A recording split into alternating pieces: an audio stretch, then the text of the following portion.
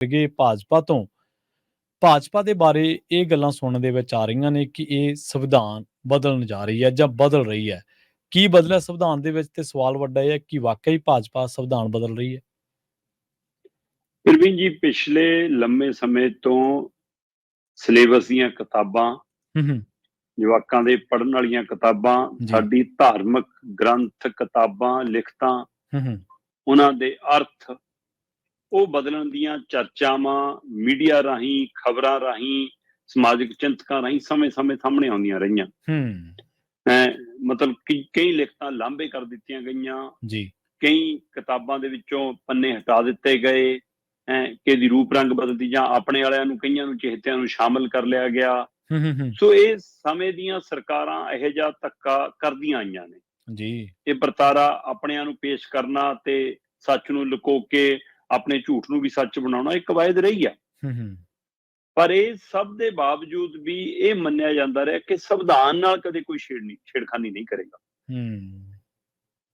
ਬਾਬਾ ਸਾਹਿਬ doctor Bhim Rao Ambedkar ji ਦੀ ਦੇਖ ਰੇਖ 'ਚ ਇੱਕ ਸਮੁੱਚੀ ਟੀਮ ਵੱਲੋਂ ਤਿਆਰ ਕੀਤਾ ਗਿਆ ਭਾਰਤੀ ਸੰਵਿਧਾਨ ਸੁਪਰੀਮ ਕੋਰਟ ਦੇ ਹਵਾਲੇ ਨਾਲ ਇਹ ਸਪਸ਼ਟ ਹੈ ਕਿ ਜੇਕਰ ਤੁਸੀਂ ਸੰਵਿਧਾਨ ਦੇ ਵਿੱਚੋਂ ਕੋਈ ਅੱਖਰ ਹਟਾਉਣਾ ਹੈ, ਕੋਈ ਅੱਖਰ ਦਰਜ ਕਰਨਾ ਹੈ, ਤਾਂ ਉਹ ਸੋਧ ਦੇ ਰਾਹੀਂ ਲੰਘਣਾ ਪਏਗਾ। ਤੁਹਾਨੂੰ ਸੰਵਿਧਾਨਕ ਸੋਧ ਦੇ ਹਵਾਲੇ ਰਾਹੀਂ ਉਹ ਲੰਘਣਾ ਪਏਗਾ, ਔਰ ਉਹਦਾ ਇੱਕ ਪ੍ਰੋਸੈਸ ਹੈ, ਉਹਦੀ ਇੱਕ ਪ੍ਰਕਿਰਿਆ ਹੈ, ਉਹਦਾ ਇੱਕ ਵਰਤਾਰਾ ਹੈ ਪਰੂਰਾ।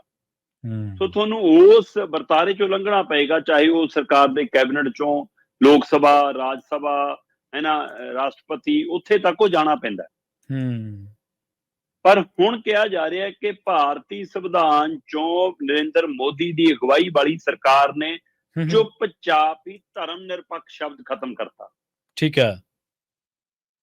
ਆਪਣੇ ਆਪ 'ਚ ਇਹ ਅਰਥ ਸੰਪੂਰਨ ਸ਼ਬਦ ਹੈ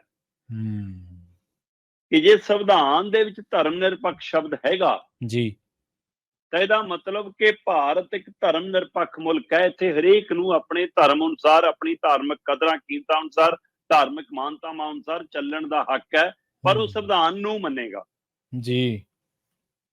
ਇਸੇ ਤਰ੍ਹਾਂ ਇਹਦੇ ਵਿੱਚ ਹੀ ਸੋਸ਼ਲਿਸਟ ਸ਼ਬਦ, ਸਮਾਜਵਾਦੀ ਜਿਹਨੂੰ ਆਪਾਂ ਕਹਿ ਲਈਏ ਕਿ ਸਮਾਜ ਪੱਖੀ, ਉਸ ਤਰ੍ਹਾਂ ਸੋਸ਼ਲਿਸਟ ਸ਼ਬਦ, ਤੇ ਜੇ ਉਹਨੂੰ ਹਟਾ ਦਿੱਤਾ ਜਾਵੇ ਇਹਦਾ ਮਤਲਬ ਤੁਸੀਂ ਸਮਾਜਵਾਦੀ ਨਹੀਂ ਹੋ।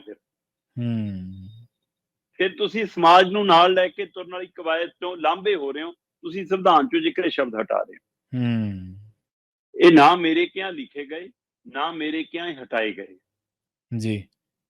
ਨਾ ਇਹ ਵਿਅਕਤੀ ਦੀ ਹਿੰਮਤ ਹੋ ਸਕਦੀ ਹੈ, ਕੋਈ ਸੱਤਾ 'ਚ ਕੋਈ ਅਧਿਕਾਰੀ, ਕੋਈ ਅਹੁਦੇ ਤੇ ਬੈਠਾ ਮੰਤਰੀ ਸੰਤਰੀ ਆਪ ਮਾਰੇ ਕਹੇ ਕਿ ਆਹ ਸ਼ਬਦ ਕੱਟ ਦੋ। ਇਹਦੇ ਪਿੱਛੇ ਕਿੱਡੀ ਵੱਡੀ ਸਾਜ਼ਿਸ਼ ਤੇ ਕਿੱਡੀ ਵੱਡੀ ਘਾਲਣਾ ਹੋ ਸਕਦੀ ਹੈ ਕਿ ਭਾਰਤੀ ਸੰਵਿਧਾਨ ਦੀਆਂ ਜਿਹੜੀਆਂ ਨਵੀਆਂ ਕਾਪੀਆਂ ਵੰਡੀਆਂ ਗਈਆਂ, ਉਹਦੇ ਪਹਿਲੇ ਪੰਨੇ ਦੇ ਉੱਤੇ ਦਰਜ ਜਿਹੜਾ ਲਿਖਤ ਹੈ, ਉਹਦੇ ਵਿੱਚੋਂ ਸੈਕੂਲਰ ਔਰ ਸੋਸ਼ਲਿਸਟ ਸ਼ਬਦ ਗਾਇਬ ਹੈ। ਹੁਣ ਇਸ ਮੁੱਦੇ ਤੇ ਵਿਰੋਧੀ ਧਿਰ ਨੇ ਕੀਤੇ ਨੇ। ਠੀਕ ਹੈ। ਵਿਰੋਧੀ ਧਿਰ ਵੱਲੋਂ ਅਧੀਰ ਰੰਜਨ ਚੌਧਰੀ ਹੋਰੀ, ਕਾਂਗਰਸ ਦੇ ਆਗੂ, ਉਹਨਾਂ ਨੇ ਜੀ ਕਾਪੀਆਂ ਚੱਕੀਆਂ, ਲਹਿਰਾਈਆਂ, ਮੀਡੀਆ 'ਚ ਦਿਖਾਈਆਂ, ਸੋਸ਼ਲ ਮੀਡੀਆ ਤੇ ਚੱਲੀਆਂ। ਕਿਆ ਦੇਖੋ ਜੀ ਕਿ ਇਹਨਾਂ ਨੇ ਜੀ ਸੰਵਿਧਾਨ ਦੇ ਵਿੱਚੋਂ ਸੈਕੂਲਰ ਤੇ ਸੋਸ਼ਲਿਸਟ ਸ਼ਬਦ ਗਾਇਬ ਕਰਤਾ, ਇਹਨਾਂ ਨੇ ਹਟਾਤਾ। ਇਹ ਸੰਵਿਧਾਨ ਬਦਲਣ ਜਾ ਰਹੇ ਨੇ ਜਾਂ ਸੰਵਿਧਾਨ ਬਦਲਿਆ ਜਾ ਰਿਹਾ। ਪ੍ਰਵੀਨ ਜੀ, ਇਹ ਪਹਿਲਾ ਪੰਨਾ ਸੀ, ਪਹਿਲੇ ਪੰਨੇ ਤੇ ਪੜ੍ਹ ਲਿਆ ਗਿਆ ਹੋਣਾ, ਦੇਖ ਲਿਆ ਗਿਆ ਹੋਣਾ ਕਿ ਸਾਰੇ ਸੰਵਿਧਾਨ ਦੀ ਪੂਰੀ ਜਿਹੜੀ ਉਹ ਕਾਪੀ, ਜਿਹੜੀ ਉਹ ਦਸਤਾਵੇਜ਼, ਪੂਰੀ ਕਿਤਾਬ ਵੰਡੀ ਗਈ, ਕਿ ਉਹ ਸਾਰੀ ਅਧੀਰ ਰੰਜਨ ਚੌਧਰੀ ਜਾਂ ਸਾਰਿਆਂ ਨੇ ਪੜ੍ਹ ਲਈ, ਜਾਂ ਅੱਖਰ ਅੱਖਰ ਕੌਣ ਕਿਹਦੇ ਨਾਲ ਮਿਲਾ ਕੇ ਦੇਖ ਰਿਹਾ, ਅੰਦਰ ਕੀ ਕੁਝ ਛੇੜਖਾਨੀ ਹੋ ਗਈ ਆ, ਕਿ ਹੁਣ ਇਹਦੀ ਕਵਾਇਦ ਵੱਲ ਵਧਿਆ ਜਾਊਗਾ, ਕਿ ਇਹ ਦੇਖਿਆ ਜਾਊਗਾ ਕਿੱਥੇ ਕਿੱਥੇ ਹੋ ਰਹੀ ਆ। ਸੰਵਿਧਾਨ ਦੇ ਹੁੰਦਿਆਂ ਵੀ ਕਿਹੜੀ ਕਿਹੜੀਆਂ ਛੇੜਖਾਨੀਆਂ ਹੋ ਗਈਆਂ, ਸੰਵਿਧਾਨ ਨੂੰ ਕਿਵੇਂ ਲਾਂਭੇ ਕਰਕੇ ਕੰਮ ਕੀਤੇ ਜਾਂਦੇ ਆ। ਅਸੀਂ ਦੇਖਿਆ ਕਿ ਕੋਰਟ ਦੇ ਹੁਕਮਾਂ ਨੂੰ ਵੀ ਅਣਗਹਿਲਿਆ ਕੀਤਾ ਗਿਆ ਦਿੱਲੀ ਵਾਲੇ ਮਾਮਲੇ ਦੇ ਵਿੱਚ। ਸੋ ਇਹ ਸਾਰੇ ਪਹਿਲੂਆਂ ਤੇ ਸਵਾਲ ਖੜਾ ਹੋਇਆ ਕਿ ਜਦੋਂ ਇਹ ਮੁੱਦਾ ਭਾਰਤੀ ਸੰਸਦ ਦੇ ਵਿੱਚ 5 ਰੋਜ਼ਾ ਵਿਸ਼ੇਸ਼ ਸੈਸ਼ਨ ਦੇ ਦੌਰਾਨ ਸਾਹਮਣੇ ਆਇਆ। ਹੁਣ ਇਹਦਾ ਇੱਕ ਪੱਖ ਦੂਜਾ ਵੀ ਹੈਗਾ ਜੀ। ਕੀ ਇਹ ਇੰਨੀ ਉਹ ਸੱਚਾਈ ਹੈ ਕਿ ਭਾਜਪਾ ਨੇ ਸੈਕੂਲਰ ਸੋਸ਼ਲਿਸਟ ਸ਼ਬਦ ਬਿਲਕੁਲ ਸੰਵਿਧਾਨ ਚੋਂ ਹਟਾਤਾ? ਜਾਂ ਅਜੇ ਟੀਕਾ ਲਾ ਕੇ ਦੇਖਿਆ, ਸ਼ਰਾਰਤ ਕਰਕੇ ਦੇਖਿਆ ਕਿ ਕਿੰਨਾ ਕੋਈ ਰਿਐਕਟ ਕਰਦਾ, ਕਿੰਨਾ ਰੌਲਾ ਪੈਂਦਾ, ਫਿਰ ਅੱਗੇ ਜਾਵਾਂਗੇ। ਕਿਉਂਕਿ ਰੰਜਨ ਚੌਧਰੀ ਨੇ ਇਹ ਤਾਂ ਦੱਸਿਆ ਕਿ ਪਹਿਲੇ ਪੰਨੇ ਤੋਂ ਸੈਕੂਲਰ ਤੇ ਸੋਸ਼ਲਿਸਟ ਸ਼ਬਦ ਹਟਾਤਾ, ਪਰ ਇਹ ਨਹੀਂ ਦੱਸਿਆ ਕਿ ਅਗਲੇ ਪੰਨੇ ਤੇ ਦਰਜ ਹੈ ਉਹਦੇ ਵਿੱਚ ਹੈਗਾ। ਠੀਕ ਹੈ। ਖੇਡ ਕੀ ਆ? ਖੇਡ ਇਹ ਆ ਕਿ 18 ਤਰੀਕ ਤੋਂ 22 ਤਰੀਕ ਤੱਕ ਵਿਸ਼ੇਸ਼ ਸੈਸ਼ਨ ਬੁਲਾਇਆ ਗਿਆ ਸੀ। 19 ਤਰੀਕ ਨੂੰ ਨਵੀਂ ਸੰਸਦ ਦੇ ਵਿੱਚ, ਨਵੀਂ ਸੰਸਦ ਦੀ ਇਮਾਰਤ ਦੇ ਵਿੱਚ ਸੈਸ਼ਨ ਨੇ ਤਬਦੀਲ ਹੋਣਾ ਸੀ। 19 ਤਰੀਕ ਨੂੰ ਨਰਿੰਦਰ ਮੋਦੀ ਜੀ ਮੂਰੇ ਮਤਲਬ ਤੁਰਦੇ ਨੇ ਤੇ ਮਗਰ ਸਾਰਾ ਕਾਫਲਾ ਸਾਰੇ ਸੰਸਦ ਮੈਂਬਰਾਂ ਨੂੰ ਲੈ ਕੇ ਨਵੀਂ ਸੰਸਦ ਜਦੋਂ ਦਾਖਲ ਹੁੰਦੇ ਨੇ, ਤਦ ਉੱਥੇ ਪਹਿਲਾਂ ਤੋਂ ਹੀ ਸਾਰੇ ਸੰਸਦ ਮੈਂਬਰਾਂ ਲਈ ਝੋਲੇ ਤਿਆਰ ਪਏ ਸੀ। ਉਹਨਾਂ ਝੋਲਿਆਂ ਦੇ ਵਿੱਚ ਸੰਵਿਧਾਨ ਦੀਆਂ ਕਿਤਾਬ ਦੇ ਰੂਪ ਦੇ ਵਿੱਚ ਛਾਪੀਆਂ ਹੋਈਆਂ ਕਾਪੀਆਂ ਸੀ।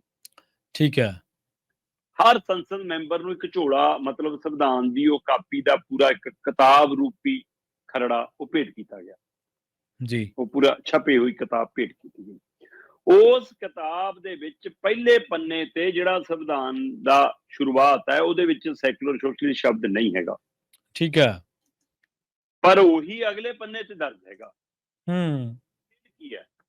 ਸਰਕਾਰ ਅਧੀਰ ਰੰਜਨ ਚੌਧਰੀ ਜਾਂ ਕਾਂਗਰਸ ਜਾਂ ਵਿਰੋਧੀ ਧਿਰ ਕਹਿੰਦੀ ਹੈ ਜੀ ਕਿ ਇਹਨਾਂ ਨੇ ਸੰਵਿਧਾਨ ਛੇੜਤਾ, ਇਹਨਾਂ ਨੇ ਸੈਕੂਲਰ ਤੇ ਸੋਸ਼ਲਿਸਟ ਸ਼ਬਦ ਹਟਾਤਾ।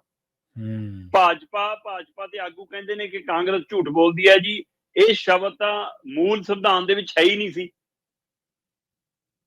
ਬਾਅਦ ਚੋਂ ਦਰਜ ਹੋਇਆ, ਇਸ ਲਈ ਅਸੀਂ ਬਾਅਦ ਵਾਲਾ ਪੰਨਾ ਪਿੱਛੇ ਦਰਜ ਕਰਤਾ। ਠੀਕ ਹੈ। ਹੁਣ ਦੋਏ ਧਿਰਾਂ, ਇੱਕ ਧਿਰ ਸਿਰਫ ਅੱਧਾ ਸੱਚ ਦੱਸ ਰਹੀ ਆ। ਰੰਜਨ ਚੌਧਰੀ ਇਹ ਦੱਸ ਰਹੇ ਨੇ ਕਿ ਪਹਿਲੇ ਪੰਨੇ ਤੇ ਨਹੀਂ ਹੈਗਾ, ਤਾਂ ਉਹ ਵੀ ਦੱਸਣ ਨਾ ਕਿ ਦੂਏ ਪੰਨੇ ਤੇ ਹੈਗਾ। ਪਰ ਜਿਹੜੀ ਭਾਜਪਾ ਇਹ ਸੱਚੀ ਬਣਨਾ ਚਾਹੁੰਦੀ ਹੈ ਕਿ ਦੇਖੋ ਜੀ ਦੂਏ ਪੰਨੇ ਤਾਂ ਹੈਗਾ, ਧੋਖਾ ਕਰ ਰਹੀ ਹੈ। ਜਦੋਂ ਸੋਧ ਹੋਗੀ, 42ਵੀਂ ਸੋਧ ਹੁੰਦੀ ਹੈ ਪ੍ਰਵੀਨ ਜੀ, 1976 ਦੇ ਵਿੱਚ 42ਵੀਂ ਸੋਧ ਦੇ ਤਹਿਤ ਸੰਵਿਧਾਨ ਦੇ ਵਿੱਚ ਸੈਕੂਲਰ ਸੋਸ਼ਲਿਸਟ ਸ਼ਬਦ ਦਾਖਲ ਕੀਤਾ ਜਾਂਦਾ ਹੈ ਔਰ ਸੋਧ ਅਨੁਸਾਰ ਮਾਨਤਾ ਪ੍ਰਾਪਤ ਹੈ। ਤੇ ਸੋਧ ਹੋਣ ਤੋਂ ਬਾਅਦ, ਪ੍ਰਵਾਨ ਹੋਣ ਤੋਂ ਬਾਅਦ ਉਹ ਜਿਹੜਾ ਸੰਵਿਧਾਨ ਦਾ ਰੂਪ ਬਣ ਗਿਆ, ਫਿਰ ਉਹਨੂੰ ਛੇੜਖਾਨੀ ਕਰਨਾ ਆਪਣੇ ਆਪ ਚ ਗੁਨਾਹ ਹੈ ਜੀ। ਤੇ ਜਦੋਂ ਸੰਵਿਧਾਨਕ ਸੋਧ ਦੇ ਅਨੁਸਾਰ ਸੈਕੂਲਰ ਸੋਸ਼ਲਿਸਟ ਸ਼ਬਦ ਸੰਵਿਧਾਨ ਚ ਦਰਜ ਹੋ ਗਿਆ, ਫਿਰ ਉਹ ਮੂਲ ਦੇ ਨਾਂ ਦੇ ਉੱਤੇ ਪਹਿਲਾ ਪੰਨਾ ਦਰਜ ਹੀ ਕਿਉਂ ਕੀਤਾ ਜੀ? ਫਿਰ ਉਹੀ ਪੰਨਾ ਦਰਜ ਹੋਣਾ ਚਾਹੀਦਾ ਸੀ ਨਾ ਜਿਹੜਾ ਸੋਧ ਹੋ ਕੇ ਆ ਗਿਆ। 1949 ਦੇ ਹਵਾਲੇ ਨਾਲ ਇਹਨਾਂ ਨੇ ਪੁਰਾਣਾ ਪੰਨਾ ਲਾਤਾ ਜੀ, ਮੂਲ ਸੰਵਿਧਾਨ ਤਾਂ ਆ ਸੀ ਜੀ। ਠੀਕ ਹੈ। 1976 ਜਿਹੜੀ 42ਵੀਂ ਸੋਧ ਹੋਈ ਉਹਦੇ ਤੇ ਵਿੱਚ ਆ ਸੀਗਾ ਜੀ, ਇਸ ਲਈ ਅਸੀਂ ਅੱਗੇ ਲਾ ਰਹੇ ਹਾਂ। ਜਦੋਂ ਕਿ ਸੋਧ ਵਾਲੇ ਪੰਨੇ ਤੋਂ ਹੀ ਗੱਲ ਸ਼ੁਰੂ ਹੋਣੀ ਬਣਦੀ ਸੀ। ਸੋ ਦੋਏ ਧਿਰਾਂ ਕਰਤਾ ਰਾਜਨੀਤੀ ਰਹੀਆਂ ਨੇ, ਦੱਸ ਕੇ ਦੂਆ ਨਹੀਂ ਦੱਸ ਰਹੀ ਤੇ ਦੂਆ ਅੱਧੇ ਨੂੰ ਦੱਸ ਕੇ ਹੀ ਸੱਚ ਬਣਾਉਣਾ ਚਾਹੁੰਦੀ ਹੈ। ਸੋ ਦੋਏ ਖੇਡ ਰਹੀਆਂ ਨੇ। ਪਰ ਮੇਰੀ ਸਮਝ ਜਿੰਨੀ ਕੁ ਕੰਮ ਕਰਦੀ ਹੈ ਉਹ ਇਹ ਹੈ ਕਿ ਕੇਂਦਰ ਸਰਕਾਰ ਭਾਜਪਾ ਇਸ ਸੰਵਿਧਾਨ ਨੂੰ ਵੀ ਆਪਣੇ ਹਿਸਾਬ ਨਾਲ ਢਾਲਣਾ ਚਾਹੁੰਦੀ ਆ, ਆਪਣੇ ਹਥਿਆਰ ਵਜੋਂ ਵਰਤਣਾ ਚਾਹੁੰਦੀ ਆ, ਔਰ ਉਹਨਾਂ ਦੀ ਡਿਕਸ਼ਨਰੀ ਦੇ ਵਿੱਚ ਸੈਕੂਲਰ ਔਰ ਸੋਸ਼ਲਿਸਟ ਸ਼ਬਦ ਨਹੀਂ ਹੈਗਾ। ਤੋ ਜਿਨ੍ਹਾਂ ਦੀ ਆਪਣੀ ਡਿਕਸ਼ਨਰੀ 'ਚ ਨਹੀਂ ਹੈਗਾ, ਉਹਨਾਂ ਨੂੰ ਸੰਵਿਧਾਨ 'ਚ ਵੀ ਪ੍ਰਵਾਨ ਨਹੀਂ ਹੈਗਾ। ਇਸ ਲਈ ਉਹ ਦੋ ਚੀਜ਼ਾਂ ਛਾਪ ਕੇ ਇੱਕ ਨਵਾਂ ਬਖੇੜਾ, ਨਵਾਂ ਵਿਵਾਦ ਖੜਾ ਕਰਨਾ ਚਾਹੁੰਦੇ ਨੇ ਤਾਂ ਕਿ ਇੱਕ ਆਵਾਜ਼ ਬਣਾ ਸਕੀਏ। ਨਹੀਂ ਜੀ, ਜੋ ਮੂਲ ਸੀ ਉਹ ਫਿਰ ਤਾਂ ਜਿੰਨੀਆਂ ਸੋਧਾਂ ਹੋਈਆਂ ਹੁਣ ਤੱਕ ਸਾਰੀਆਂ ਹਟਾ ਲਓ ਭਾਈ। ਕੋਈ ਵੀ ਸੋਧ ਦੇ ਅਨੁਸਾਰ ਫਿਰ ਦਰਜ ਕਿਉਂ ਕੀਤਾ? ਸਾਰਾ ਮੂਲ ਸਿੱਧਾ ਹਮੇਸ਼ਾ ਸਮੇਂ ਦੇ ਬਹਿਣ ਨਾਲ। ਸੁਰਜੀਤ ਪਾਤਰ ਸਾਹਿਬ ਇੱਕ ਗੱਲ ਅਕਸਰ ਕਹਿੰਦੇ ਹੁੰਦੇ ਨੇ, ਉਹ ਕਹਿੰਦੇ ਕਿ ਭਾਸ਼ਾ ਜਿਹੜੀ ਹੈਗੀ ਆ ਉਹ ਬਹਿੰਦੇ ਦਰਿਆ ਵਾਂਗ ਹੈ। ਜੀ। ਦਰਿਆ ਵਾਂਗ ਭਾਸ਼ਾ ਇੱਕ ਬਹਿੰਦਾ ਦਰਿਆ ਹੈ, ਜਿਹਨੇ ਕਿੰਨੀਆਂ ਹੀ ਚੀਜ਼ਾਂ ਦਰਿਆ ਨੇ ਬਹਿਣ ਦੇ ਵਿੱਚ ਕਿਨਾਰਿਆਂ ਤੋਂ ਨਾਲ ਲੈ ਜਾਣੀਆਂ ਹੁੰਦੀਆਂ, ਔਰ ਬਹਿੰਦੇ ਦਰਿਆ ਨੇ ਕਿੰਨੀਆਂ ਹੀ ਚੀਜ਼ਾਂ ਕਿਨਾਰਿਆਂ ਤੇ ਛੱਡ ਜਾਣੀਆਂ ਹੁੰਦੀਆਂ। ਉਸੇ ਤਰ੍ਹਾਂ ਕਹਿੰਦੇ ਭਾਸ਼ਾ ਸਮੇਂ ਦੇ ਹਾਣ ਦੀ ਹੁੰਦਿਆਂ ਕਈ ਸ਼ਬਦ ਲੈ ਲੈਂਦੀ ਹੈ, ਸ਼ਬਦ ਛੱਡ ਜਾਂਦੀ ਹੈ। ਸੋ ਸੰਵਿਧਾਨ ਦੇ ਵਿੱਚ ਜੋ ਮੂਲ ਰੂਪ 'ਚ ਚੱਲਿਆ ਆਉਂਦਾ ਸੀ, ਸਮੇਂ ਦੀ ਲੋੜ ਅਨੁਸਾਰ, ਸਮੇਂ ਦੇ ਧਿਆਨ ਅਨੁਸਾਰ, ਸਮੇਂ ਦੀ ਮੰਗ ਅਨੁਸਾਰ ਸਹੀ ਗੌਰ ਕਰਦਿਆਂ ਜੇਕਰ ਕੋਈ ਸੋਧ ਕਰਕੇ ਕੁਝ ਸ਼ਾਮਲ ਕੀਤਾ ਗਿਆ, ਕੁਝ ਦਰਜ ਕੀਤਾ ਗਿਆ, ਤਾਂ ਫਿਰ ਉਹ ਮੂਲ ਸੰਵਿਧਾਨ ਉਹੀ ਬਣ ਜਾਂਦਾ ਹੈ ਜੋ ਸੋਧ ਹੋ ਕੇ ਸੰਸਦ ਦੀ ਪ੍ਰਵਾਨਗੀ ਨਾਲ ਆਇਆ ਹੋਵੇ। ਠੀਕ ਹੈ। ਇਹ ਸ਼ਬਦ ਹਟਾਏ, ਇਹਦੇ ਸੰਵਿਧਾਨਕ ਤੌਰ ਤੇ ਸੋਧ ਕਰਕੇ ਆਏ ਹੋ ਜੀ। ਤੁਸੀਂ ਇਹ ਸ਼ਬਦ ਹਟਾਉਣ ਲੱਗਿਆ, ਠੀਕ ਹੈ, ਤੁਹਾਡੇ ਕੋਲ ਬਹੁਤ ਮਾਤਾ ਹੋ ਸਕਦਾ ਤੁਸੀਂ ਕੱਲ ਨੂੰ ਇਹਨੂੰ ਸਦਨ ਚੋਂ ਵੀ ਹਟਾ ਲਓ। ਭਾਰਤੀ ਸੋਚ ਦੇ, ਭਾਰਤੀ ਸਰੂਪ ਦੇ, ਭਾਰਤ ਦੀ ਬਣਤਰ ਦੇ ਖਿਲਾਫ ਨਹੀਂਗਾ ਕਿ ਤੁਸੀਂ ਧਰਮ ਨਿਰਪੱਖ ਤੇ ਸਮਾਜਵਾਦੀ ਸ਼ਬਦ ਤੱਕ ਲਾਂਭੇ ਕਰਕੇ ਤੁਸੀਂ ਦੇਸ਼ ਚੋਂ ਧਰਮ ਨਿਰਪੱਖਤਾ ਖਤਮ ਕਰਨਾ ਚਾਹੁੰਦੇ ਹੋ, ਸਮਾਜ ਪੱਖੀ ਸਾਡੇ ਸੰਵਿਧਾਨ ਨੂੰ ਲਾਂਭੇ ਕਰਨਾ ਚਾਹੁੰਦੇ ਹੋ। ਸੋ ਇਹ ਕਿਤੇ ਨਾ ਕਿਤੇ ਵੱਡਾ ਮੁੱਦਾ ਬਣੂਗਾ। ਪਰ ਨੈਸ਼ਨਲ ਮੀਡੀਆ ਤੇ ਕੁਝ ਸੁਹਿਰਦ ਧਿਰਾਂ ਇਸ ਮਸਲੇ ਤੇ ਚੁੱਪ ਕਿਉਂ ਨੇ, ਵੱਡਾ ਸਵਾਲ ਇਹ ਵੀ ਹੈ ਜੀ। ਸ਼ਰਮਾ ਜੀ, ਇੱਕ ਗੱਲ ਨੋਟ ਕਰਨ ਵਾਲੀ ਹੈ ਕਿ ਜਿਹੜਾ ਭਾਰਤ ਦਾ ਸੰਵਿਧਾਨ ਹੈ, ਇਹਦੀ ਜਿਹੜੀ ਮੂਲ ਭਾਵਨਾ ਹੈ, ਇਹ ਸੈਕੂਲਰਿਜ਼ਮ ਹੀ ਰੱਖੀ ਗਈ ਹੈ, ਇਹਨੂੰ ਸੋਸ਼ਲਿਸਟ ਹੀ ਕਿਹਾ ਗਿਆ ਹੈ। ਪਰ ਜਿਵੇਂ ਤੁਸੀਂ ਪੰਨਿਆਂ ਦਾ ਜ਼ਿਕਰ ਕਰਦੇ ਹੋ ਤਾਂ ਉਵੇਂ ਜਿਹੜੀਆਂ ਦੋਨੇ ਧਿਰਾਂ ਉਹ ਕਰ ਤਾਂ ਸਿਆਸਤੀ ਰਹੀਆਂ, ਤੁਹਾਡੇ ਵਾਲੀ ਗੱਲ ਜਾਇਜ਼ ਹੈ, ਪਰ ਅਸਲ ਦੇ ਵਿੱਚ ਸਾਡੇ ਸੰਵਿਧਾਨ ਦਾ ਜਿਹੜਾ ਪ੍ਰੀਐਂਬਲ ਹੈ, ਜਦੋਂ ਕਿਸਾਨੀ ਅੰਦੋਲਨ ਵੇਲੇ ਤੁਹਾਨੂੰ ਯਾਦ ਹੋਣਾ ਇੱਕ ਬਹਿਸ ਚੱਲੀ ਸੀ ਇਹਦੀ, ਬਹਿਸ ਦੇ ਵਿੱਚ ਇਹ ਬਹਿਸ ਚੱਲੀ ਸੀ ਕਿ ਤੁਸੀਂ ਮੂਲ ਭਾਵਨਾ ਨੂੰ ਸਮਝੋ ਕਿ ਸੰਵਿਧਾਨ ਕਹਿਣਾ ਕੀ ਚਾਹੁੰਦਾ, ਤੇ ਇਹ ਜਿਹੜੀ ਸੱਤਾਧਾਰੀ ਧਿਰ ਹੈ ਇਸ ਕਰਕੇ ਮੂਲ ਭਾਵਨਾ ਨੂੰ ਰੱਦ ਕਰਦੀ ਸੀ, ਕਿਉਂਕਿ ਉਹ ਸੈਕੂਲਰਿਜ਼ਮ ਦੇ ਉਲਟ ਆਪਣਾ ਪ੍ਰੋਪੇਗੰਡਾ ਫੈਲਾ ਰਹੀ ਸੀ।